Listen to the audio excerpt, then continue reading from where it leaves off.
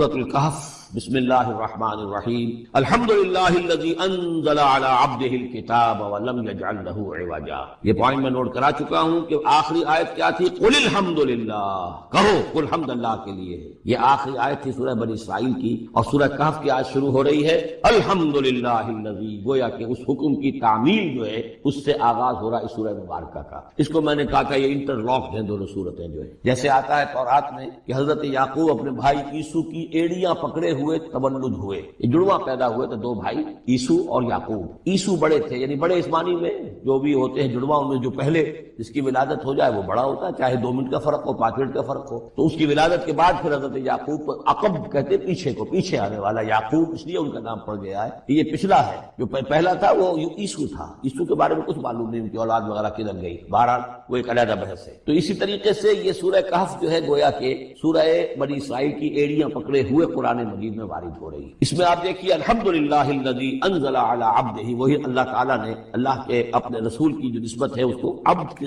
نمایاں کیا ہے۔ کتاب نازل کی ولم یجعل لہ عوجا، اور اس نے کوئی کجی نہیں رکھی، قیما، سیدھی، ٹھیک روشن مبین، لینذر بأسا شدیدا۔ اب یہ ہے لفظ جو بہت زیادہ غور کرنے کے قابل ہے۔ اس کتاب کے حضور پر نزول کے مقاصد میں سے ایک یہ بھی ہے خبردار کر دیں ایک بہت بڑی آفت سے۔ ویسے باسن جب واحد آتا ہے تو عام طور پر اس کے معنی جنگ ہوتے ہیں، جب جمع میں آتا ہے تو سختی، مصیبت، بھوک، فاقہ، یہ سارے بأسا۔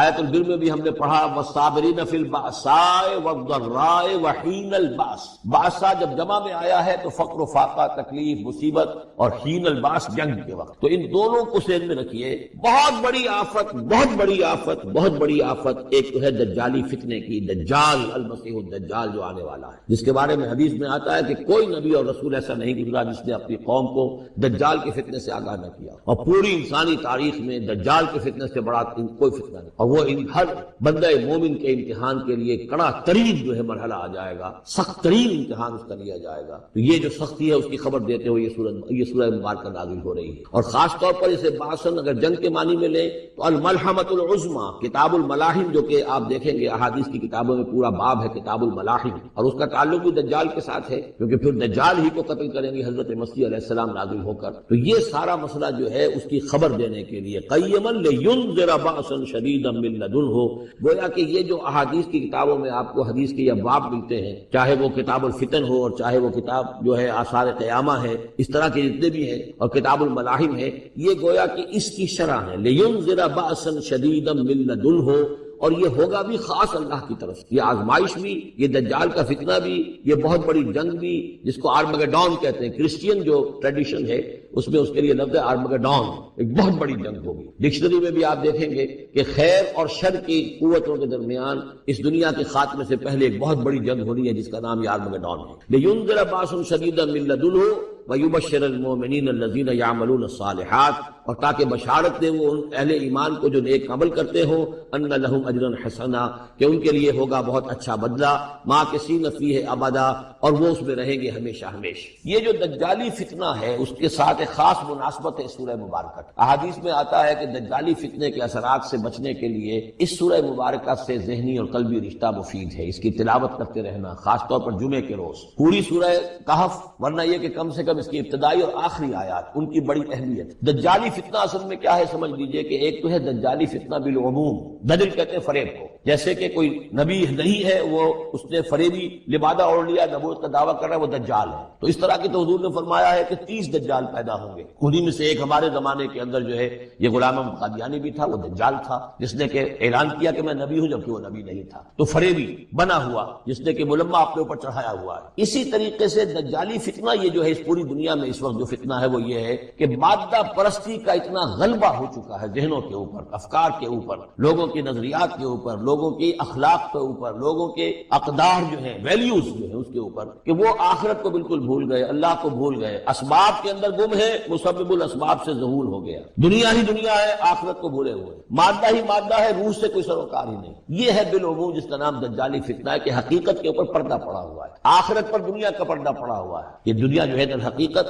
کیا ہے؟ وَمَا الْحَيَاةُ الدُّنْيَا إِلَّا مَتَاعُ الْغُرُورِ، یہ دھوکے کا سامان ہے، اصل زندگی کو اس نے ڈھانپا ہوا ہے۔ ہم نے یہ سمجھ لیا کہ زندگی یہی ہے، اسی کے لیے بھاگ دوڑ، محنت، صبح و شام، اسی کے مستقبل کی فکر ہے، لیکن اصل زندگی اس کی کوئی فکر ہی نہیں۔ باقی ایک دجال جو ہے جو آئے گا وہ معاملہ احادیث کے اندر بھی بڑی طوالت کے ساتھ ہے اور اس میں کافی پیچیدگیاں بھی ہیں، بعض چیزیں جو ہے ایک دوسرے سے کچھ مختلف بھی ہیں، اس میں پھر اہل علم کو بہرحال مطابقت پیدا کرنی پڑتی ہے۔ میں نے جہاں تک اپنی کوشش کی ایک رائے تک میں پہنچا ہوں، لیکن ابھی میں اسے بیان نہیں کر رہا ہوں۔ بہرحال دجالی فتنے کی خبریں موجود ہیں بہت شدت کے ساتھ، اور اس صورت کا پڑھنا جو ہے اس میں بہت مفید ہے۔ اس صورت کے مضامین کا دجالی فتنہ بالعموم سے کیا تعلق ہے وہ تو اس ہم دورہ ترجمہ دوران کے اس کے دوران بھی آپ کو معلوم ہو جائے گا، لیکن اس کے جو خاص بڑے مباحث ہیں، خاص طور پر یہ کہ ایک ہمارے بہت بڑے عالم گزرے ہندوستان میں اس صدی کے آغاز میں مولانا مناظر حسن گیلانی، انہوں نے اس میں باقاعدہ کتاب لکھی ہے، آپ کو مل جائے گی بازار میں بھی، اصحاب کہف کے جو کا معاملہ سورہ کہف کے مباحث ہیں ان کے۔ میں نے اس کو اپنی ایک تقریر کے اندر مجھے یاد دلایا گیا ہے آج کہ میں نے کبھی ایک کیسٹ میں اس کو سن 89 میں کسی خطاب جمعہ میں سورہ کہف کے مضامین کا خلاصہ بیان کیا تھا، جس کا عنوان ہے دنیا کی حقیقت۔ یہ خطاب جو ہے اور یہ کیسٹ یہاں موجود ہے، جو حضرات لینا چاہیں وہ اس کو دیکھیں، تاکہ یہ کہ ظاہر بات ہے تفاصیل زیادہ جو ہیں وہ میرے لیے ممکن نہیں ہے کہ اس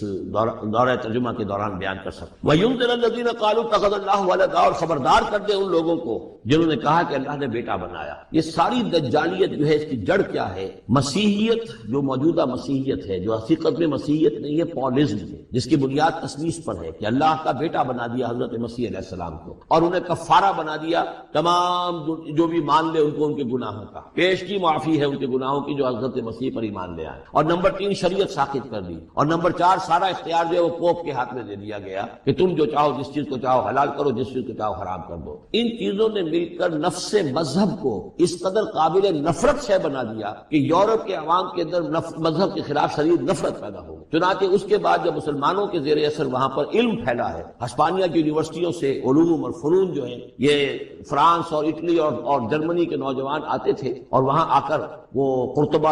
اور غرناطہ اور طلیقلہ کی یونیورسٹیوں سے پڑھ کر جاتے تھے، تو ان کے زیر اثر جو ایک ریفرمیشن شروع ہوئی، اصلاح مذہب اور ایک رینائسنس، تحریک احیاء العلوم، وہ جو اصل تو تحریک تھی اس بات کی کہ انسان علم کی طرف دوبارہ رجوع کرے، لیکن یہ کہ وہ علم جب آگے بڑھا ہے تو وہاں پہ عیسائیت کے خلاف جو رد عمل تھا اس کی وجہ سے اس میں مذہب کی دشمنی جو ہے اس تحریک کے اندر خود بخود شامل ہو گئی۔ تو مذہب سے بیزاری، روحانیت کا انکار، آخرت سے بالکل بے پرواہی اور اس کا بھی انکار، اور خدا ہے یا نہیں ہے اس سے کوئی سروکار نہیں، یہ جو اس تہذیب کے اصل میں اثرات بنے ہیں سارے، یہ اسی غلطیوں کا یہ اثرات ہیں، نتائج ہیں کہ جو عیسائی مذہب کے اندر جو یہ تحریفات کر کے جو غلطیاں کی گئی ہیں، اس کو یہاں کہا گیا ہے کہ ان لوگوں نے کہ جنہوں نے یہ عقیدہ ایجاد کیا، ما لہم بہ من علم، ان کے پاس اس کے لیے کوئی علمی سند نہیں ہے، ولا لآبائہم، نہ ان کے آباء و اجداد کے پاس کوئی سند تھی، کبرت کلمۃ تخرج من افواہہم، بہت بڑی بات ہے جو ان کے منہ سے نکل رہی ہے، بہت بڑی گستاخی ہے جو یہ اللہ تعالیٰ کی شان میں کر رہے ہیں، ان یقولون الا کذبا،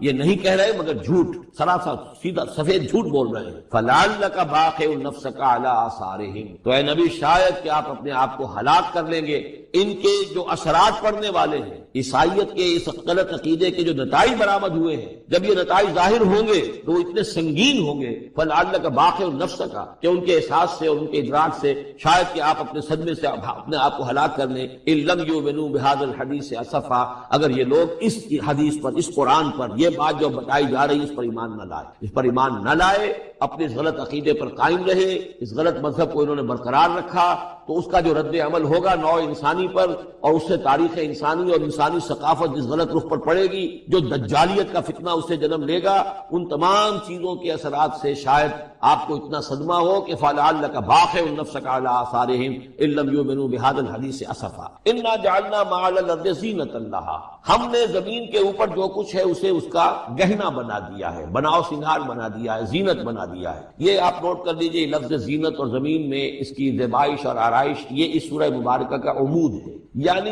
اس کو اتنا کھبا دیا ہے نگاہوں میں اللہ نے کہ آخرت سے خود بخود انسان غافل ہو جاتا ہے۔ یہ پردہ پڑ گیا ہے، چمک دمک ہے، یہ کاریں ہیں، یہ بلڈنگیں ہیں، یہ کوٹھیاں ہیں، یہ عالیشان عمارتیں ہیں، یہ کیا کچھ اس کی جو یوں سمجھیے پومپ اینڈ شو جو ہے اس وقت دنیا کا، اور ظاہر بات ہے امریکہ میں جا کر دیکھیے تو جو کچھ یہاں دیکھ رہے ہیں اس سے 10 گنا 100 گنا 1000 گنا آپ کو نظر آئے گا، عقلیں دنگ ہو جاتی ہیں۔ نتیجہ کیا نکلتا ہے کہ انسان یہ سمجھتا ہے کہ اصل شے یہی مادہ ہی ہے، اصل ہدایت پہ یہی لوگ ہیں صحیح معنی میں کہ جنہوں نے واقعتاً علم حاصل کیا ہے، لہذا ان کی غلط تہذیب، ان کا غلط تمدن، ان کے تمام غلط ثقافت کے کے معاملات کی بھی ہم اسی طریقے سے پیروی کر رہے ہیں. یہ سارا مسئلہ جو ہے وہ اس لیے ہے کہ یہ چمک دمک دنیا کی زیبائش اور آرائش اس سے ہم متاثر ہیں. انا جعلنا ما علی الارض زینۃ اللہ، جو کچھ زمین کے اوپر ہے اسے ہم نے اسے اس کے لیے بناؤ سنگھار بنا دیا ہے، لنبلوہم، تاکہ ہم آزمائیں ان کو، ایہم احسن عملا، کون ہے ان میں سے اچھے عمل کرنے والا. یعنی اب یوں دیکھیے وہ شعر جو ایک ہے، اگرچہ ذرا تھوڑا سا شان باری تعالیٰ کے اعتبار سے تو شاید اتنا مناسب نہ ہو، لیکن یہ کہ مفہوم کو ادا کرتا ہے کہ رخ روشن کے آگے شمع رکھ کر وہ یہ کہتے ہیں ادھر آتا ہے دیکھے یا ادھر پروانہ جاتا ہے. ایک طرف ذات باری تعالیٰ ہے اور ایک طرف یہ دنیا ہے، اس کی چمک دمک ہے. اب یہ پروانہ جو ہے یہ انسان، اس کا امتحان ہے، آیا یہ اللہ اور آخرت کی طرف جا رہا ہے یا دنیا کی طرف اور دنیا کی زیبائش اور آرائش کی طرف جا رہا ہے. جو زیبائش اور آرائش کی طرف چلا گیا وہ گیا، تباہ و برباد ہو گیا، فقط خسر خسرانا مبین. اور جس نے اس دنیا کی زیبائش اور آرائش اس سے منہ موڑ کر وہ جو حقیقت جو اصل حسن ازلی ہے اللہ تعالیٰ کا اور اس کا جو جلال اور کمال ہے اور جو آخرت کی نعمتیں ہیں ان کو اختیار کر لیا وہ کامیاب. تو امتحان اتنا ہی ہے کہ رخ روشن کے آگے شمع رکھ کر وہ یہ کہتے ہیں ادھر جاتا ہے دیکھے یا ادھر پروانہ آتا. وَإِنَّا لَجَاعِلُونَ مَا عَلَيْهَا صَعِيدًا جُرُزًا، اور یہ کہ جو کچھ بھی اس پر ہے ہم ایک وقت آئے گا کہ اس کو بنا کر رکھ دیں گے جیسے کہ میدان جس میں سے کہ فصل کاٹ لی گئی. جب قیامت ہوگی کیا ہوگا یہاں پر اسی زمین کو، نہ یہاں پہ کوئی وہ پہاڑ رہ جائیں گے کوٹ کوٹ کر چپٹی کر دی جائے گی، نہ یہ اب یہ آپ کے پاس جو ہے وہ اسکائی اسکریپرز رہ جائیں گے، نہ یہ اعلیٰ شان عمارتیں ہوں گی، کچھ نہیں ہوگا. یہ سب برابر ہوگا جیسے کہ کسی کھیت کے اندر سے فصل کاٹ دی جاتی ہے تو اب وہ پڑا ہوتا ہے ویران. وَإِنَّا لَجَاعِلُونَ مَا عَلَيْهَا صَعِيدًا جُرُزًا، ہم اسے کر کے چھوڑیں گے ایسا کھیت کہ جہاں پر چورا پڑا ہوا ہو، صرف بچا کھچا جو ہے وہ اس کا توڑی کا اور کچھ نہ ہو. ام حسبت ان اصحاب الکہف والرقیم کانوا من آیاتنا عجبا، اب یہاں سے اصحاب کہف کی بات شروع ہو رہی ہے کیونکہ پوچھوایا تھا یہودیوں نے اصحاب کہف کون تھے. کیا تم سمجھتے ہو کہ اصحاب الکہف والرقیم، رقیم جو ہے ان کی تختی تھی ایک جس کے اوپر ان کے حالات لکھ کر، جو ان کے ایک جو کہف تھی ان کی غار جو تھی اس کے اوپر لگا دی گئی تھی، تو انہیں اصحاب الکہف بھی کہتے ہیں اصحاب الرقیم بھی کہتے ہیں. یہ دونوں انہیں ایک ہی گروہ کے نام ہے. کیا وہ تمہارے خیال میں ہماری بڑی عجیب آیات میں سے تھا؟ یعنی واقعتاً بات تو غیر معمولی تھی، لیکن حقیقت میں ہمارے ہاں تو ہماری تخلیق میں، ہماری صنائی میں اس سے ہزاروں گنا زیادہ عجیب باتیں ہوتی ہیں. ہمارے لیے تو کوئی شے ہے ہی نہیں کسی بھی درجے میں، تم سمجھتے ہو شاید وہ بہت بڑی بات ہے. یہ سابق کہف کا جو قصہ ہے اب میں سمجھتا ہوں کہ پورے وثوق کے ساتھ ہم کہہ سکتے ہیں کہ یہ قصہ کیا تھا. دیکھیے جب حضرت مسیح علیہ السلام آئے ہیں تو یہ پورا علاقہ جو ہے فلسطین کا اور یہاں پہ جو آپ نے تبلیغ کی ہے تو یہ اس وقت رومن امپائر کا ایک حصہ تھا. اگرچہ مقامی طور پر ایک لوکل بادشاہ جو تھا یہودی وہاں پر حکومت کر رہا تھا، لیکن وہ پپٹ تھا، اصل میں تو حکومت جو تھی رومیوں کی، جو رومی تھے بت پرست. اور اس کے بعد چونکہ انہوں نے بغاوت کی، حضرت مسیح تو اٹھا لیے گئے سن 30 عیسوی کے آس پاس یا 33 عیسوی کے آس پاس، لیکن اس کے بعد جو ہے یہودیوں نے بغاوت کی رومیوں کے خلاف، جس کے نتیجے میں سن 70 عیسوی میں ٹائٹس رومی نے تو ان کی حکومت بھی ختم کی اور بیت المقدس کو برباد کیا، یروشلم کو تباہ کیا، 1,33,000 یہودیوں کو قتل کیا اور ان کو بھیج دیا، نکال دیا وہاں سے باہر. اس وقت کا معاملہ یہ ہے کہ اب کوئی اکے دکے جو بھی رہ جاتے تھے یہاں پر، کوئی یہودی یا عیسائی، یہودیوں کو تو نکال دیا، عیسائی رہ گئے، لیکن عیسائیوں پر بھی بہت ظلم ہوتا تھا. یہ موحد تھے، حضرت عیسیٰ کے ماننے والے، وہ بت پرست تھے. تو اس زمانے میں کہیں بادشاہ کوئی تھا ڈیسیس یا دقیانوس جس کو کہتے ہیں، اس کے زمانے میں کچھ جو عیسائی تھے حضرت عیسیٰ پر ایمان رکھنے، آج کے عیسائیوں پر قیاس نہ کیجیے، جو نصارہ تھے حضرت عیسیٰ کو ماننے والے جو موحدین تھے، ان میں سے کچھ نوجوانوں کی پیشی ہوئی بادشاہ کے دربار میں. انہوں نے کہا کہ تم اپنے نئے دین سے اگر باز نہیں آؤ گے، اتنے دن کی مہلت تمہیں دی جا رہی ہے تو تمہیں سولی چڑھا دیا جائے گا، بس مہلت دی جا رہی ہے، جاؤ اور کر لو. سوچو. ان لوگوں نے آ کر سوچا کہ اب نہ تو ہمارے لیے یہ ممکن ہے کہ ہم مقابلہ کر سکیں، چلو کسی غار میں چھپ جاتے ہیں، دیکھیں اللہ تعالیٰ کیا کرتا ہے ہمارے لیے. وہ ایک غار میں جا کر چھپے، اور غار میں جا کر چھپے ہیں تو اللہ نے انہیں وہاں پر سلا دیا، موت تاری نہیں، سلا دیا. اللہ کروٹ بھی بدلواتا رہا، ان کے لیے سارا کچھ بندوبست کیا، اللہ کی قدرت میں تھا. حضرت عزیر کو 100 برس کے لیے مار دیا تھا، موت کے بعد ان کو دوبارہ زندہ کر دیا. لیکن یہ کہ ان کا معاملہ یہ ہے کہ ان کو وہاں پر جو ہے تقریباً 300 برس یہ وہاں پر پڑے رہے اس غار کے اندر. غار کی شکل کچھ خاص ایسی تھی کہ ادھر آنا جانا لوگوں کا تھا ہی نہیں. اور یہ ہے جو موجودہ ترکی کے علاقے میں شہر ایفسس ہے، اس کے آس پاس ہیں اس طرح کے غار، جیسے ایجنٹا کے غار ہندوستان کے مشہور ہیں، ایسے ہی وہاں بھی غاروں کا سلسلہ ہے. اور ہیں بھی وہ ایسے کہ ان کے دہانے جو ہیں وہ ہیں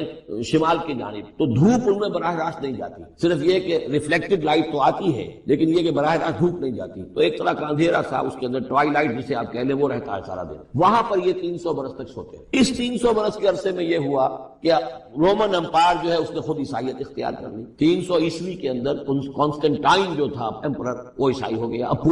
پوری امپائر جو عیسائی ہو گئی. اب اس کے زمانے میں اس کے بعد تھیوڈوسیس ہے ایک 446 عیسوی میں یہ تھا. اس کے زمانے میں اللہ تعالیٰ نے ان لوگوں کو جگایا 300 برس کے بعد. اب یہ سمجھ رہے ہیں کہ وہی زمانہ ہے, وہی کفار کی حکومت ہے, وہی مشرکین ہے. اب انہوں نے ڈرتے ڈرتے اپنے کسی ایک آدمی سے کہا بھائی جاؤ یہ لے کے سکہ لے کر جاؤ چاندی کا, اور کچھ نہ کچھ کھانے پینے کے لیے لے کر آؤ, دیکھنا لیکن اس طرح ہو کہ ہمارا پتہ نہ چل جائے کہ ہم یہاں چھپے ہوئے ہیں. وہاں جو گئے انہوں نے وہ سکہ پیش کیا, ان کا یہ سکہ تمہارے پاس کہاں سے آیا؟ یہ تو بہت پرانا سکہ ہے, تو 400 سال پرانا 300 سال پرانا سکہ کہاں سے لے آئے تمہیں کوئی خزانہ ملا؟ بہرحال اس حوالے سے اب وہ جو ہے وہ پکڑے گئے. ان کی حالت جو ہے وہ جو بات سامنے آ گئی, لیکن جب بات سامنے آ گئی تو اب ان کا بہت یعنی وہ عزت کی گئی, اس لیے کہ اب تو جو ان کا مذہب تھا در حقیقت پوری مملکت کا مذہب وہی ہو چکا تھا, تو صورتحال تو تبدیل ہو چکی ہے. پھر یہ کہ اس کے بعد تفصیل معلوم نہیں ہے کہ غالباً وہ جا کر اپنی اسی غار میں وہ سو گئے ہیں یا دوبارہ اللہ نے ان پر وہیں پر موت طاری کر دی ہے, اس کا دروازہ بند کر کے اور اس پر ایک تختی لگا دی گئی ہے. یہ اصحاب کہف ہے.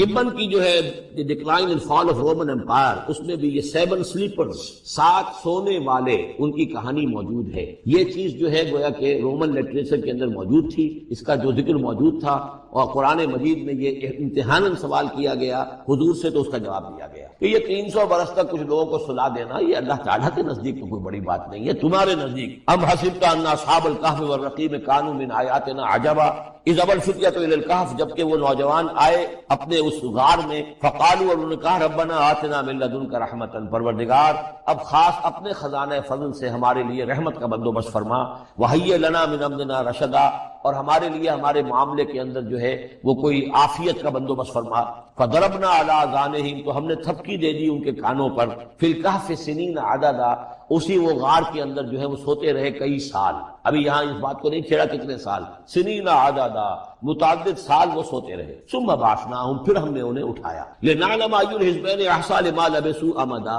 تاکہ ہم دیکھیں کہ 2 گروہوں میں سے کس کو صحیح معلوم ہے کہ کتنے عرصے وہ وہاں رہے تھے. اس کا ذکر آگے آ جائے گا. 2 گروہوں سے مراد کیا ہے؟ نحن نقص علیک نبأهم بالحق, اے نبی ہم آپ کو ان کا یہ قصہ سنا رہے ہیں, بیان کر رہے ہیں ان کے حالات حق کے ساتھ, صحیح بلا کم و کاست. انہم فتیۃ آمنوا بربہم, وہ چند نوجوان تھے جو ایمان لائے اپنے رب پر, توحید کے ساتھ ایمان لانے والے. وزدناہم ہدی, اور ہم نے ان کی ہدایت میں اور اضافہ فرمایا. وربطنا علی قلوبہم, ہم نے ان کے دلوں کو ڈھارس دی, مضبوطی دی, دلوں کے اندر ثبات پیدا کر دیا. اذ قاموا, جب وہ بادشاہ کے دربار میں کھڑے ہوئے, اور جیسے کبھی حضرت ابراہیم علیہ السلام نے بات کی تھی اسی طرح ڈٹ کر انہوں نے بات کی. اذ قاموا فقالوا, اور انہوں نے کہا ربنا رب السماوات والارض, ہمارا رب تو وہ ہے جو آسمانوں اور زمین کا رب ہے, ہم کسی اور رب کو ماننے کے لیے تیار نہیں, کسی اور دیوی کو, کسی دیوتا کو, کسی بت کو ہم ماننے کو تیار نہیں. لن ندعو من دونہ الہا لقد قلنا اذا شططا, ہم اس کے ایک الہ کے سوا کسی اور کو پکارنے کے لیے تیار نہیں ہے. ہم نے اگر ایسی کوئی بات کہی تو عقل سے بہت دور کی بات ہو جائے گی. ہؤلاء قوم اتخذوا من دونہ الہا, یہ جو ہماری قوم ہے اس نے بہت سے الہا جو ہے اختیار کر لیے ہیں اللہ کے سوا, انہوں نے اختیار کر لیے ہیں بہت سے الہا اس کے سوا. لولا یاتون علیہم بسلطان بین, تو کیوں نہیں وہ پیش کرتے ان کے اوپر کوئی دلیل, کوئی سند, کوئی اللہ کی طرف سے اتاری ہوئی سند ہو, کوئی آسمانی کتاب ہو. فمن اظلم ممن افترى علی اللہ کذبا, تو کون ظالم ہوگا اس شخص سے بڑھ کر کہ جس نے اللہ تعالیٰ کی طرف جھوٹ گھڑ کر منسوب کر دیا, اور اب اس کے بعد جب ان سے کہہ دیا گیا کہ ٹھیک ہے تمہارے لیے مہلت, اس کے اندر جو ہے تمہارے لیے اب مہلت صرف چند دن کی ہے, اس میں تم فیصلہ کر لو. اگر تم اپنے دین سے واپس نہیں پھرو گے اور ہمارے دین میں واپس نہیں آؤ گے, اپنے دین کو چھوڑ کر نئے دین کو, تو تمہیں ہم ہلاک کر دیں گے. اب یہ وہاں سے جا کر مشورہ کر رہے ہیں. وَإِذْ اعْتَزَلْتُمُوهُمْ, اور دیکھو جب تم نے اب ان سے اپنے آپ کو علیحدہ کر لیا ہے. وَمَا يَعْبُدُونَ إِلَّا اللَّهَ, اور ان ہستیوں کو بھی تم نے چھوڑ دیا جن کی وہ پرستش کرتے ہیں اللہ کے سوا. فَآوُوا إِلَى الْكَهْفِ, تو اب آؤ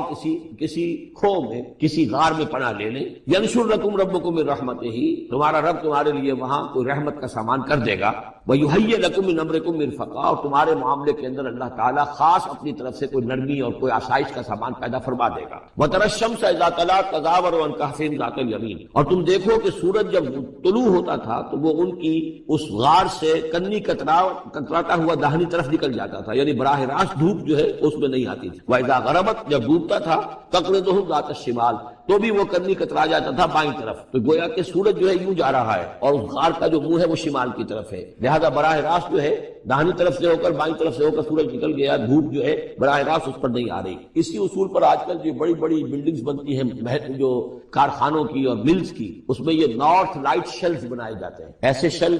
روف کی ہوتے ہیں کہ جس میں پھر جو روشنی جو ہے وہ نارتھ کی طرف سے لیتے ہیں، کیونکہ ہمارے ہاں جو سورج ہے وہ کبھی بھی نارتھ میں نہیں جاتا، لہذا جو ہے سورج براہ راست کبھی نہیں آئے گا بلکہ انڈائریکٹ لائٹ آئے گی۔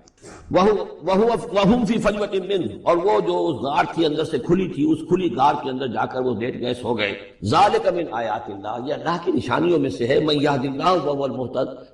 جو جس کو اللہ ہدایت دیتا ہے وہی ہے کہ جو ہدایت یافتہ ہوتے ہیں۔ وَمَن يُضْلِلْ فَلَن تَجِدَ لَهُ وَلِيًّا مُرْشِدًا، اور جس کو اللہ تعالیٰ گمراہ کر دے، جس کی گمراہی کا فیصلہ فرما دے، پھر اس کے لیے تم نہیں پاؤ گے کوئی بھی جو حمایتی ہو، مددگار ہو، اس کو راہ پر لانے والا۔ وَتَحْسَبُهُمْ أَيْقَاظًا، صورتحال ایسی تھی کہ تم اگر اس کو دیکھتے تو یہ سمجھتے کہ وہ جاگ رہے ہیں، وَهُمْ رُقُودٌ، حالانکہ وہ سو رہے ہیں۔ وَنُقَلِّبُهُمْ ذَاتَ الْيَمِينِ وَذَاتَ الشِّمَالِ، ہم ان کو کروٹیں بھی دلواتے رہے، داہنی طرف بھی بائیں طرف بھی، تاکہ یہ کہ وہ بیڈ سورز نہ ہو جائیں، ہم جدید اصطلاح میں اگر استعمال کریں تو کروٹ بھی دلوا رہا ہے اللہ تعالیٰ کو ہر قدرت حاصل ہے، اس کے فرشتے معمور ہیں جو کر رہے ہیں، نرسنگ بھی ہو رہی ہے۔ ذَاتَ الشِّمَالِ وَكَلْبُهُمْ بَاسِطٌ ذِرَاعَيْهِ بِالْوَسِيدِ، ان کا ایک کتا بھی تھا جو اپنے دونوں ہاتھ پھیلا کر، دونوں اگلے جو ہے پاؤں جو ہاتھ اس کو سمجھیے، وہ اس کے کوئی بہت ہی خوخار قسم کا کتا تھا جو اس غار کے منہ پر اپنے دونوں ہاتھ پنجے آگے پھیلا کر بیٹھا ہوا زور سے۔ اس کا نتیجہ کیا نکلتا تھا؟ لَوِ اطَّلَعْتَ عَلَيْهِمْ، اگر اچانک تمہارا کہیں وہاں گزر ہو جائے، لَوَلَّيْتَ مِنْهُمْ فِرَارًا وَلَمُلِئْتَ مِنْهُمْ رُعْبًا، تو وہاں سے تمہارے اوپر رعب طاری ہو جائے، خوف طاری ہو جائے، اور وہاں سے تم بھاگو۔ تو بڑا بھیانک منظر ہے، ایک کہف ہے، اندر اندھیرا ہے، اور آگے جو ہے بڑا کوئی ٹیریئر بل قسم کا کتا جو ہے وہ بیٹھا ہوا ہے، خوفناک قسم کا، اس نے اپنے پنجے بھی آگے کیے ہوئے ہیں۔ وَلَمُلِئْتَ مِنْهُمْ رُعْبًا وَكَذَلِكَ بَعَثْنَاهُمْ، اسی طرح پھر ہم نے انہیں ایک وقت میں اٹھایا، لِيَتَسَاءَلُوا بَيْنَهُمْ، تاکہ وہ آپس میں ایک دوسرے سے سوال کریں۔ قَالَ قَائِلٌ مِّنْهُمْ كَمْ لَبِثْتُمْ، ان میں سے ایک نے کہا کتنے عرصے یہاں ہم رہے ہوں گے، کیا خیال ہے آپ کا؟ قالوا لبثنا یوما او بعض یوم، انہوں نے کہا کہ ہم رہے ہوں گے ایک دن یا دن کا کچھ حصہ، تھوڑی سی نیند ہم نے لی ہے، استراحت کی ہے، اور کیا کیا ہے۔ قالوا ربکم اعلم بما لبثتم، جو اور تھے انہوں نے کہا چھوڑو اس بات کو، اللہ تمہارا جانتا ہے کتنی دیر رہے، 2 گھنٹے رہے، 2 دن رہے، کیا پتا، ہمیں کیا معلوم۔ فبعثوا احدکم بورقکم هذه، تو لو یہ چاندی کا سکہ، ورق جو ہے چاندی کو کہتے ہیں، تو اس کو دے کر ایک آدمی کو بھیجو الی المدینہ، شہر کی طرف، فلینظر، وہ دیکھے، ایھا ازکی طعاما، کہاں سے کوئی پاکیزہ خوراک مل سکے۔ ظاہر بات ہے کہ وہ ان کا جو تصورات تھے، موحد بھی تھے تو وہ پاکیزہ کھانا بھی چاہتے تھے۔ ایھا ازکی طعاما فلیاتکم برزق منہ، تو اس میں سے کچھ ہمارے لیے راشن لے آئے، ولیتلطف، اور دیکھے کہ وہ نرمی کرے، کسی سے جھگڑ نہ پڑے، کہیں کسی سے جھگڑ پڑا اور جھگڑنے کی وجہ سے پھر کوئی شکل ہو جائے تو ہم تک لوگ پہنچ جائیں، تو بڑی نرمی کے ساتھ وہ معاملہ کرے۔ یہ ولیتلطف نوٹ کر لیجئے، یہ تعداد حروف کے اعتبار سے قرآن مجید کا نصف ہے۔ وَلْيَتَلَطَّفْ کا تے نصف اول میں ہے، لام یہ نصف ثانی میں، یہ نصف تعداد حروف، الفاظ نہیں، حروف، الفابیٹس جو ہے، جو حروف کی گنتی کی گئی ہے اس کے اعتبار سے یہ ٹھیک نصف ہو گیا، آدھے حروف اس کے تا پر پورے ہو گئے اور بقیہ آدھے جو ہے شروع ہو رہے ہیں لام سے۔ وَلْيَتَلَطَّفْ، اور نرمی کا معاملہ رکھے، وَلَا يُشْعِرَنَّ بِكُمْ أَحَدًا، اور ایسا نہ ہو کہ وہ ہمارے اوپر متنبع کر دے، لوگوں کو مطلع کر دے، اس کا ذریعہ بن جائے۔ إِن يَظْهَرُوا عَلَيْكُمْ، اگر وہ تمہارے اوپر غالب آ گئے اور قابو پا لیا انہوں نے تم پر، يَرْجُمُوكُمْ، یا تو تمہیں رجم کر دیں گے، اب سنسار کر دیں گے، أَوْ يُعِيدُوكُمْ فِي مِلَّتِهِمْ، یا تمہیں مجبور کریں گے اور اپنی ملت میں، اپنے دین میں وہ واپس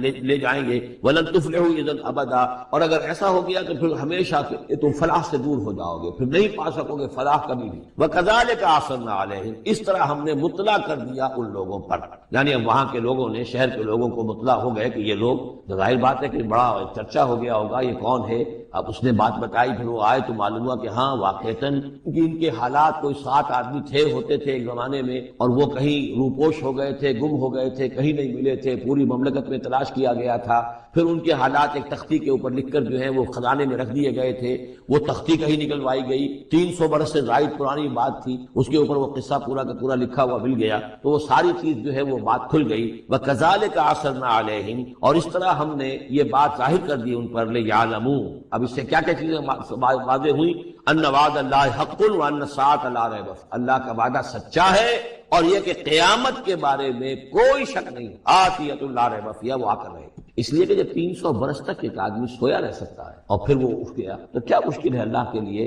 کہ وہ جو مر چکے ہوں ان کو دوبارہ زندہ کر دے۔ اذ یتنازعون بینہم امرہم، اب وہ ان کے بارے میں آپس میں جھگڑنے لگے کہ کیا کرنا چاہیے ان کا معاملہ۔ وہ تو جا کر اپنی غار کے اندر دوبارہ سو گئے اور اب اللہ نے ان کے اوپر موت جو ہے حقیقی موت وارد کر دی۔ اب کیا کرنا چاہیے؟ اذ یتنازعون بینہم امرہم، تو انہوں جب کہ وہ آپس میں جھگڑ رہے تھے، فقالوا ابنوا علیہم بنیانا، کچھ لوگوں نے کہا کہ یہاں پہ ایک یادگار تعمیر کر دی جائے، ایک عمارت تعمیر کی جائے، معلوم ہو کہ یہاں اتنا بڑا واقعہ ہوا ہے تو اس کے پاس ایک یادگار تعمیر ہو۔ ربہم اعلم بہم، ان کا رب ان سے اب بہتر واقف ہے۔ قال الذین غلبوا علی امرہم، تو جن لوگوں کی بات مانی گئی، جو غالب آئے اپنی رائے کے اعتبار سے، انہوں نے یہ کہا لنتخذن علیہم مسجدا، کہ اب ہم یہاں پر ایک مسجد تعمیر کریں گے ان کی یاد میں۔ اب یہاں تک کا واقعہ بیان کر کے فرمایا سیقولون ثلاثۃ رابعہم کلبہم، یہ لوگ کہیں گے کہ وہ 3 تھے اصحاب کہف اور چوتھا تھا ان کا کتا۔ وَيَقُولُونَ خَمْسَةٌ سَادِسُهُمْ كَلْبُهُمْ، اور کچھ یہ کہیں گے کہ نہیں وہ 5 تھے اور چھٹا تھا ان کا کتا۔ رجمم بالغیب، یہ ساری باتیں جو یہ کہہ رہے ہیں یہ اندھیرے کے اندر تامر توئیاں ہیں،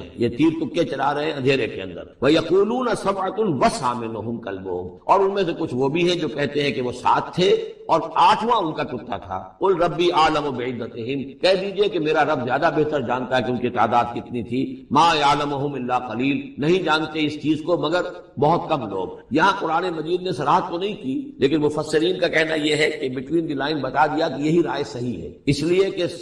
ثلاثۃ رابعہم کلبہم، خمسۃ سادسہم کلبہم، درمیان میں واو نہیں ہے، لیکن سبعۃ وثامنہم کلبہم اس کے اندر جو ہے زور ہے۔ دوسرے یہ کہ جب وہ جاگے تھے تو ایک نے سوال کیا تھا کتنے دن ہم رہے ہوں گے، پھر جواب میں 3 نے کہا تھا ایک دن، یا اس کا کچھ حصہ اس لیے کہ 3 سے کم پر جمع کا اطلاق نہیں ہو سکتا۔ قالو جو ہے صیغہ جمع کا ہے، 3 سے کم پر نہیں، 2 ہوتے تو قالا ہوتا۔ اسی طریقے سے پھر جنہوں نے یہ کہا کہ چھوڑو اس مسئلے کو اور کسی کو بھیجو کھانا لانے کے، وہ بھی کم سے کم 3 تھے، اس لیے کہ وہ بھی قالو کے لفظ کے ساتھ ہے، تو 3 جمع 3 اور ایک پوچھنے والا، وہ 7 بن گئے۔ ویسے یہ کہ گیبل کی کتاب میں میں نے آپ کو بتایا 7 سلیپرز، یہ گویا کہ ان کی ہاں بھی جو ٹریڈیشنز ہیں ان کی روایات جو تاریخی چلی آ رہی ہیں ان میں یہ کہانی کے طور پر یہ چیز موجود ہے ان کے لٹریچر کے اندر۔ تو گویا کہ اللہ نے تائید اسی کی ہے، لیکن یہ کہ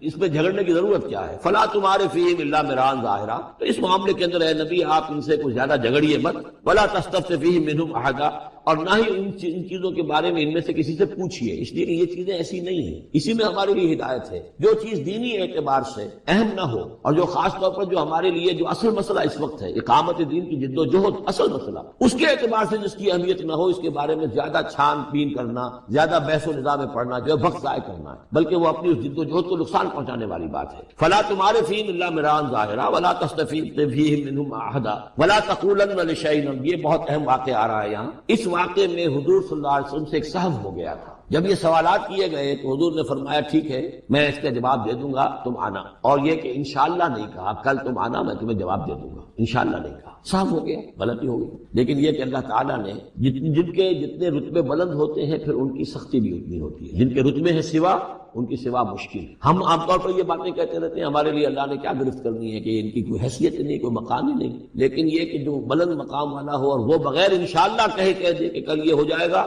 اور انشاءاللہ نہ کہے تو اس پر پھر گرفت ہو گئی۔ تو حضور کی کئی دن گزر گئے کہ جبرائیل نہیں آئے اور آپ کے لیے پھر ایک مشکل پیدا ہو گئی، گویا کہ مخالفین نے تالیاں پیٹی ہوگی، چلو بس فیل ہو گئے، ناکام ہو گئے اس امتحان کے اندر جو ہے وہ تو اب یہ کامیاب نہیں ہو پائے۔ اس کے بعد جبرائیل آئے، یہ واقعات بھی لے آئے، ساتھ ہی یہ ہدایت بھی لائے۔ وَلَا تَقُولَنَّ لِشَيْءٍ إِنِّي فَاعِلٌ ذَلِكَ غَدًا، دیکھیے کبھی نہ یہ کہیے گا کہ یہ کام میں کل ضرور کر دوں گا، إِلَّا أَن يَشَاءَ اللَّهُ، مگر اس استثناء کے ساتھ اگر اللہ نے چاہا۔ یہ ہماری تہذیب کے اب یوں سمجھیے کہ کچھ کلمات ہیں سماجی ہمارے ثقافت کے، ان کے اندر جو ہے توحید کی روح جو ہے وہ کوٹ کوٹ کر بھری ہوئی۔ کوئی اچھا منظر دیکھا سبحان اللہ، یعنی یہ کہ اس منظر میں کچھ نہیں ہے، اصل میں حسن اللہ کا ہے۔ پھول دیکھا سبحان اللہ، پھول کی تعریف نہیں کر رہے ہیں، اب بنانے والے کی تعریف ہے جس نے اتنا عمدہ پھول بنایا۔ کوئی آپ کو کوئی تکلیف رفع ہوئی، کوئی ضرورت پوری ہوئی، الحمدللہ، بھوک لگی ہوئی تو کھانا کھایا، الحمدللہ، تعریف اللہ کے لیے۔ کوئی چیز آپ اپنے گھر میں داخل ہوئے، منظر اچھا لگا، بچے کھیل رہے ہیں، بڑا اچھا ماحول ہے، کہیے ماشاء اللہ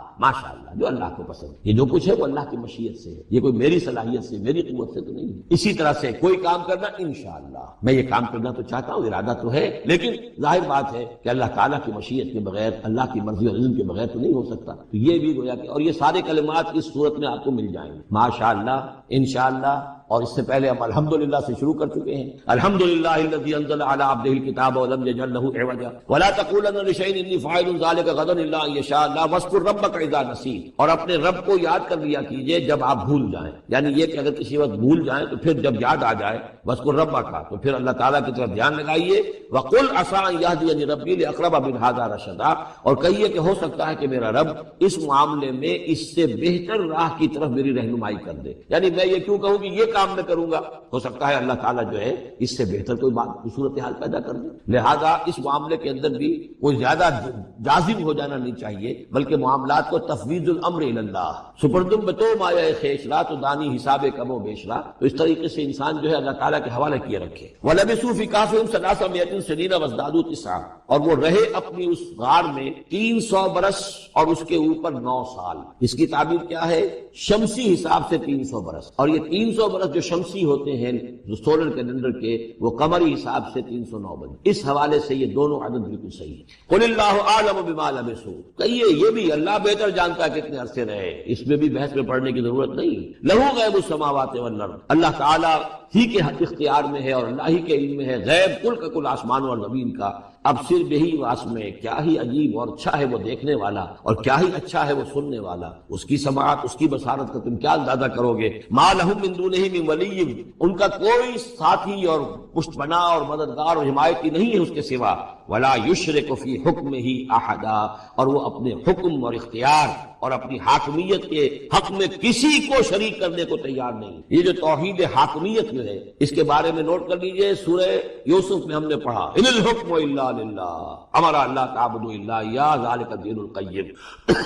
سورہ بنی اسرائیل کی آخری آیت میں آیا وَلَمْ يَكُنْ لَهُ شَرِيكٌ فِي الْمُلْكِ، بادشاہت میں اس کا کوئی شریک. یہاں فرمایا وَلَا يُشْرِكُ فِي حُكْمِهِ أَحَدًا، وہ اپنے حکم اور حاکمیت کے اختیار میں کسی کو شریک کرنے کے لیے تیار نہیں. وَاتْلُ مَا أُوحِيَ إِلَيْكَ مِنْ كِتَابِ رَبِّكَ، اور اے نبی تلاوت کیجئے جو آپ کی طرف وحی کی گئی ہے آپ کے رب کی کتاب میں سے. یعنی یہ جو سخت حالات ہیں جن سے آپ گزر رہے ہیں، دباؤ ہے آپ پر بہت شدید، اس میں آپ کے لیے سہارا کیا ہے؟ وَمَا صَبْرُكَ إِلَّا بِاللَّهِ، اور اللہ کے ساتھ اپنا قلبی تعلق اور ذہنی رشتہ قائم کرنے کے لیے سب سے مؤثر ذریعہ کیا ہے؟ قرآن مجید کی تلاوت. وَاتْلُ مَا أُوحِيَ إِلَيْكَ مِنْ کِتَابِ رَبِّكَ، جو بھی آپ کی طرف وحی کیا گیا ہے آپ کے رب کی کتاب میں سے اس کی تلاوت کرتے رہا کیجئے. لَا مُبَدِّلَ لِكَلِمَاتِهِ، اس کی باتوں کو بدلنے والا کوئی نہیں ہے. وَلَن تَجِدَ مِن دُونِهِ مُلْتَحَدًا، اور اس کے سوا آپ کو کہیں کوئی پناہ نہیں ملے گی. پناہ دینے والا بھی وہی ہے، کوئی اور پناہ نہیں دے سکتا. سختی کتنی بھی ہے جھیلیے، برداشت کیجئے. اس سختی کو آسان بنا سکتے ہیں اللہ کی کتاب کی تلاوت کریے اور کر کے سناتے رہیے اپنے ساتھیوں کو بھی. اسی سے تمہارے اوپر یہ سختیاں جو ہیں ہلکی ہو جائیں گی. ان بھاری چیزوں کو برداشت کرنا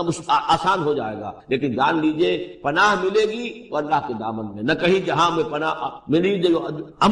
اما ملی تو کہاں ملی میرے جرم خانہ خراب کو تیرے عفو بندہ نواز میں. لن تجد من دونہ ملتحدا واصبر نفسک مع الذین یدعون ربهم بالغداۃ والعشی، اور اپنے آپ کو روکے رکھیے اور صبر کیجئے ان لوگوں کے ساتھ جو اپنے رب کو پکارتے ہیں صبح و شام. یہ اگرچہ غرباء میں سے ہیں، یہ بلال ہیں، یہ عبداللہ ابن ام مکتوم ہے، یہ نابینا ہے، یہ ابو فقی ہے، یہ غلام ہے، یہ عمار ہے، اور یہ اسی طریقے سے خباب ہے، لوہار ہے. یہ لوگ جو ہے آپ ان کی اس رفاقت کو غنیمت سمجھیے. واصبر نفسک مع الذین یدعون ربهم بالغداۃ والعشی یریدون وجہہ، وہ اللہ کی رضا کے طالب ہیں، طلبگار ہیں، اللہ سے محبت کرنے والے ہیں. ولا تعد عیناک عنہم، اور دیکھیے آپ کی نگاہیں ان سے ہٹ کر ادھر نہ جائیں جن کے پاس دولت ہے. انہم ترید زینت الحیات الدنیا، کہیں آپ کی نگاہ ادھر نہ جائے جہاں زیبائش ہے، آرائش ہے، دنیا کی چمک دمک ہے، دولت ہے. آپ ولید بن مغیرہ کی طرف تو متوجہ ہوں اور عبداللہ ابن ام مکتوم کی جانب نہ ہو، معاذ اللہ ایسا نہ کیجیے. یہ بالکل وہی بات ہے جو ہم سورہ ہجر میں بھی پڑھ چکے ہیں. ولا تمدن عینیک الی ما متعنا به ازواجا منهم زہرۃ الحیات الدنیا، یہ جو بھی ہم نے ان کو دے رکھا ہے دنیا کا ساز و سامان، چمک دمک، اس کی طرف آپ کی نگاہیں نہ اٹھے. ولا تعد عیناک عنہم، آپ کی نگاہیں ان سے ہٹ کر، انہیں نظر انداز کر کے ان لوگوں کی طرف نہ متوجہ ہو جائیں. ترید زینت الحیات الدنیا، تو کیا آپ بھی دنیا کی، کہ لوگوں کو یہ گمان ہونے لگے، شک ہو جائے کہ آپ کی نگاہ میں بھی دنیا کی زینت کا جو ہے بہت اس کی اہمیت ہے. ولا تطع من اغفلنا قلبه عن ذکرنا، اور مت بات مانیے اس کی جس کے دل کو ہم نے اپنی یاد سے غافل کر دیا ہے. واتبع هواه، اور جو اپنی خواہش نفس کی پیروی کر رہا ہے. وکان امره فرطا، اور اس کا کام جو ہے وہ اعتدال سے بہت ادھر ادھر ہو گیا. واتل ما اوحی الیک من کتاب ربک لا مبدل لکلماتہ ولن تجد من دونہ ملتحدا. واصبر نفسك مع الذين يدعون ربهم بالغداة والعشي يريدون وجهه ولا تعد عيناك عنهم تريد زينة الحياة الدنيا ولا تطع من اغفلنا قلبه عن ذكرنا واتبع هواه وكان امره فرطا وقل الحق من ربكم فمن شاء فليؤمن ومن شاء فليكفر انا اعتدنا للظالمين نارا احاط بهم سرادقها صدق اللہ العظیم۔ اور پڑھا کرو اس میں سے کہ جو وحی کیا گیا ہے آپ کی جانب آپ کے رب کی کتاب میں سے، اس کی باتوں کا بدلنے والا کوئی نہیں، اور نہیں پاؤ گے تم اپنے لیے اس کے سوا کوئی اور جائے پناہ۔ تھامے رکھو، روکے رکھو اپنے آپ کو ان لوگوں کے ساتھ جو پکارتے ہیں اپنے رب کو صبح و شام اور چاہتے ہیں اس کی رضا، طالب ہیں اس کے روئے انور کے، اور نہ دوڑیں آپ کی نگاہیں ان سے ہٹ کر آپ کہ دنیا کو یہ محسوس ہو، یہ مغالطہ ہو کہ ترید و زینت الحیات الدنیا۔ یہ ذرا مشکل مقام ہے قرآن مجید کا کہ بظاہر تو الفاظ یہ ہیں کہ آپ کی نگاہیں دنیا کی زیبائش اور آرائش کی تلاش میں ان فقراء اور غرباء سے ہٹ کر امراء کی طرف نہ اٹھیں۔ لیکن ظاہر بات ہے کہ حضور صلی اللہ علیہ وسلم کی یہ شان نہیں تھی، لہذا اس میں جو بات سمجھ میں آتی ہے وہ یہ ہے کہ ایسا نہ ہو کہ آپ کے التفات کی وجہ سے دنیا یہ محسوس کرے کہ ان کی نگاہ میں بھی وقت اور اہمیت جو ہے وہ دنیاوی مال و دولت اور اسباب کی ہے۔ کسی داعی حق کے لیے یہ معاملہ بہت ہی نازک ہوتا ہے کہ ایک طرف جو حالات و واقعات ہیں اس کے اعتبار سے، جو حقائق ہیں اس کے اعتبار سے، معاشرے کے جو اونچے طبقات ہوتے ہیں جو وہاں سرداری یا کسی اور طرح کی سربراہی کے منصب پر فائز ہوں یا ان کے پاس فراوانی ہو دولت کی، اب ظاہر بات ہے کہ ان کا ایک اثر و رسوخ ہوتا ہے معاشرے میں۔ ان میں سے کوئی ایک شخص ایمان لے آئے تو وہ بہت سے لوگوں کے برابر ہو جائے گا، جیسے حضرت عمر رضی اللہ تعالیٰ عنہ اور ابو جہل کو حضور نے دونوں کو پیش کیا اللہ کے سامنے کہ اللہ ان میں سے ایک کو ضرور میری جھولی میں ڈال دے۔ ظاہر بات ہے کہ اس سے اسلام کو تقویت حاصل ہوگی، اور اس سے یہ ہے کہ جن مسلمانوں پر کا قافیہ تنگ ہوا ہے، جن کو ستایا جا رہا ہے، اگر کوئی بڑا آدمی ایمان لے آئے گا تو ان کو بھی سہارا ملے گا، جیسے کہ حضرت عمر اور حضرت حمزہ کے ایمان لانے کے بعد جو غرباء تھے، فقراء تھے اور جو غلام تھے انہیں ستایا جا رہا تھا، انہیں کچھ ریلیف ملا۔ اس حوالے سے ایک طرف تو اس کی ضرورت ہوتی ہے کہ ان کی طرف توجہ کی جائے، التفات رکھا جائے، تاکہ اگر وہ ایمان لے آئے تو اس سے ایمان کو بھی تقویت ہو، اسلام کو تقویت ہو، مسلمانوں کو بھی فائدہ پہنچے۔ دوسری طرف یہ اندیشہ ہوتا ہے کہ غرباء کا دل نہ دکھے۔ تیسری طرف یہ کہ لوگ یہ نہ سمجھیں کہ یہ بھی زیادہ جو ہے مدارات کرتے ہیں اور زیادہ التفات کرتے ہیں عمراء کی طرف، اہم لوگوں کی طرف، گویا کہ ان کی نگاہوں میں بھی دنیا کی انہی چیزوں کی وقت ہے، انہی چیزوں کی اہمیت ہے۔ تو یہ تین طرف کی چیز سمجھیے کہ یہ چکی دو پارٹوں والی نہیں، تین پارٹوں والی ہے، کہ جس میں کوئی داعی جو ہوتا ہے وہ اس مخبصے میں آ جاتا ہے کہ ایک طرف تقاضا یہ ہے خود تحریک کا، دعوت کا، اس جد و جہد کا، اس کے تقاضے یہ ہیں کہ ان کی طرف التفات ہو، ان کی طرف توجہ کی جائے تاکہ ان میں سے کچھ لوگ ایمان لے آئیں تو کام میں سہولت حاصل ہو، مدد حاصل ہو۔ لیکن دوسری طرف یہ منفی دو اثرات بھی موجود ہیں، تو اس کے مابین جو ہے حکم دیا جا رہا ہے حضور صلی اللہ علیہ وسلم کو کہ بہرحال آپ یہ احتیاط کیجئے کہ یہ تاثر نہ ابھرنے پائے کہ محمد کے نزدیک بھی صلی اللہ علیہ وسلم اصل اہمیت جو ہے وہ دولت مند لوگوں کی ہے۔ وَلَا تُطِعْ مَنْ أَغْفَلْنَا قَلْبَهُ عَنْ ذِكْرِنَا، اور مت کہنا مانیے ان لوگوں کا، یہ جیسا کہ میں نے بارہا عرض کیا ہے کہ دباؤ پڑ رہا تھا سرداران قریش کی طرف سے کہ کچھ ہماری بات مان لیجئے، کچھ ہم آپ کی مان لیں گے۔ تو یہاں گویا کہ اس پہ پھر متنبع کیا جا رہا ہے کہ جن لوگوں کو دلوں کو ہم نے اپنی یاد سے غافل کر دیا ہے، محروم کر دیا ہے، آپ ان کی باتیں سنیں بھی مت، ان کی طرف دھیان بھی مت دیجیے۔ وَلَا تُطِعْ مَنْ أَغْفَلْنَا قَلْبَهُ عَنْ ذِكْرِنَا وَاتَّبَعَ هَوَاهُ وَكَانَ أَمْرُهُ فُرُطًا وَقُلِ الْحَقُّ مِنْ رَبِّكُمْ۔ یہ جو مضمون ابھی ہم نے دوبارہ پڑھا ہے، اس کو آپ دیکھیں گے کہ یہ 21ویں پارے کی آغاز میں پھر دوبارہ آئے گا کہ جب بھی شدید کشاکش کا دور آیا ہے تو اس میں یہی ہدایات اللہ تعالیٰ کی طرف سے آئی ہیں حضور کو اور حضور کی وساطت سے تمام اہل ایمان کو کہ قرآن مجید کے ساتھ تمسک جو ہے اور مضبوط کرو، قرآن مجید کے ساتھ اپنے تعلق کو اور گہرا کرو، اور اس کو پڑھنا اور اس کا جو ہے اس کے ساتھ جو ہے اپنے اوقات کا بسر کرنا، اس میں اور اضافہ کرو، اسی سے تم ان شدائد اور مصائب کا مقابلہ کر سکو گے۔ وَقُلِ الْحَقُّ مِن رَبِّكُمْ، اور کہہ دیجئے یہ حق ہے میرے رب کی طرف، تمہارے رب کی طرف سے جو میں پیش کر رہا ہوں۔ فَمَن شَاءَ فَلْيُؤْمِنْ وَمَن شَاءَ فَلْيَكْفُرْ، تو اب جو چاہے ایمان لائے، جو چاہے کفر کرے۔ یہ بالکل وہی بات ہے جو سورۃ الدہر میں کہی گئی ہے کہ اما شاکرا و اما کفورا، ہم نے پورا اختیار دے دیا، انا ہدیناہ السبیل اما شاکرا و اما کفورا، یہ اختیار ہم نے انسان کو دیا ہے، چاہے شکر گزار بندہ بنے، چاہے کفران نعمت کی روش اختیار کرے۔ تو یہاں انداز یہ ہے کہ آپ ان کفار سے کہہ دیں کہ میں دعوت پیش کر رہا ہوں، اب تمہیں ایمان لانا ہے لاؤ، کفر کرنا ہے کفر کرو، لیکن بین کی کوئی بات نہیں ہو سکتی، کوئی گیو اینڈ ٹیک، کوئی جو ہے کمپرومائز یہ ممکن نہیں۔ قُلِ الْحَقُّ مِن رَبِّكُمْ، ٹیک اٹ اور لیو اٹ، یہ حق ہے تمہارے رب کی طرف سے، چاہے اسے چھوڑ دو تو پورے کو چھوڑنا ہوگا، قبول کرنا ہے تو پورے کو کرنا ہوگا۔ فمن شاء فلیؤمن ومن شاء فلیکفر انا اعتدنا للظالمین نارا، ہم نے ظالموں کے لیے، کافروں کے لیے، مشرکوں کے لیے آگ تیار کر رکھی ہے۔ احاط بہم سرادقها، اس کی قناتیں ان کا احاطہ کر لیں گی، وہ قناتوں کی شکل میں آگ ہوگی، ان کو گھیرے میں لے لیں گی۔ وَإِن يَسْتَغِيثُوا، اور اگر وہ پیاس سے جہاں بلب ہو کر پانی مانگیں گے، یغاثوا بماء کالمہل یشفی الوجوہ، تو انہیں ایسا پانی دیا جائے گا پینے کے لیے کہ جیسے بھون، یعنی یہ جو مہل کے ترجمے کئی کیے گئے ہیں، کھولتے تیل کی تلچھٹ، لاوا، پگھلا ہوا تانبا اور پیپ وغیرہ، مان سدید، ان میں، اور وہ اتنا گرم ہوگا یشفی الوجوہ کہ ان کے چہروں کو بھون دے گا۔ بئس الشراب، بہت ہی بری شے ہوگی پینے کی، وساعت مرتفقہ، اور یہ ان کے لیے ان کی آرام گاہ جو بنے گی جہنم، بہت ہی بری آرام گاہ ہوگی۔ اس کے برعکس وہی سائملٹینیس کنٹراسٹ کا اسلوب، ان الذین آمنوا وعملوا الصالحات، جو لوگ ایمان لائے اور نیک عمل کریں، انا لا نضیع اجر من احسن عملا، ہمارا یہ اصول نہیں ہے کہ جو لوگ اچھے عمل کریں ان کے اجر کو ہم ضائع کر دیں، ان کا اجر بھرپور انہیں ملے گا۔ اولئک لہم جنات عدن تجری من تحتہم الانہار، یہ وہ لوگ ہیں کہ جن کے لیے ہیں وہ رہنے والے باغات، ریزیڈینشل گارڈنز، جن کے دامن میں ندیاں بہتی ہوں گی۔ یحلون فیہا من اساور من ذہب، انہیں پہنائے جائیں گے وہاں کنگن سونے کے، ویلبسون ثیابا خضرا من سندس، اور ان کو وہ پہنیں گے وہاں پر کپڑے سبز رنگ کے، باریک ریشم کے اور گاڑھے ریشم کے، یعنی اوپر کا لباس جو ہوگا وہ باریک ریشم کا ہوگا اور جو نیچے کا لباس ہوگا وہ گاڑھے ریشم کا ہوگا۔ متکئین فیہا علی الارائک، اور وہ وہاں پر تکیہ لگائے ہوئے، ٹیک لگائے ہوئے بیٹھے ہوں گے تختوں کے اوپر۔ نعم الثواب، کیا ہی اچھا بدلہ